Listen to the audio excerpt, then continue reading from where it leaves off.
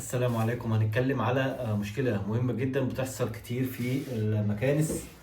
هو خرطوم المكنسة. خرطوم المكنسة مرة واحدة بنلاقيه بالشكل ده زي ما احنا شايفين بالشكل ده.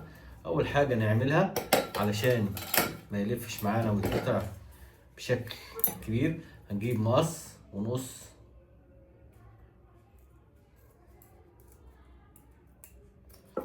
جزء طويل بالشكل ده اهو، قصيناه كده بزاويه بحيث ان ما يتقطعش منه تاني. طبعا الخرطوم كويس معانا، مش محتاجين يتغير.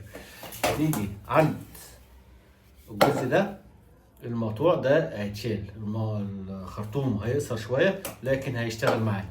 بنلاقي في جزئين هنا اهو، ده بنفكهم كده، نضغط ونخرجها. ادي ناحية اتفكت، الناحية التانية نضغط. ده كل انواع المكانس اهو، تتشد معانا بالشكل ده. شايفين دي بتتفك كده عادي، تتشال كده عادي. السودا قطعتين، قطعة سودا اهي، دي بتتشال اللي بيكون فيها البنز من هنا ومن هنا، اللي راكب في الجزء ده من هنا ومن هنا. تمام، دي هنشيلها كده عادي اهي. دي بقى المهمة، دي احنا محتاجين نفكها. نفكها ازاي؟ بتفك عكس، يعني احنا بنربط يمين، ده العادي، لا هو الفك هيبقى يمين اهو، مش عارف اهو.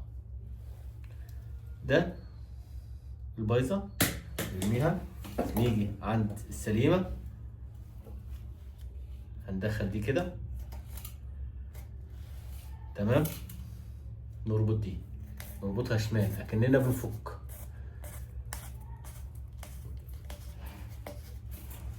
نضغط لحد ما توصل اخر حاجه اهي، ونيجي عند الجزء ده اهو. شايفين دي نجيبها في الفتحه هنا،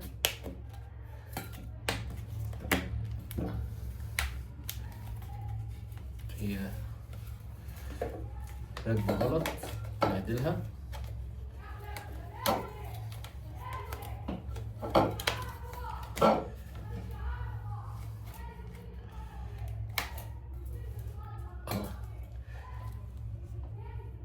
لحد ما دي ركبنا الخرطوم وما رميناش، ما رميناهوش ولا غيرناه ولا اي حاجه، واتحلت المشكله. تمام، شكرا.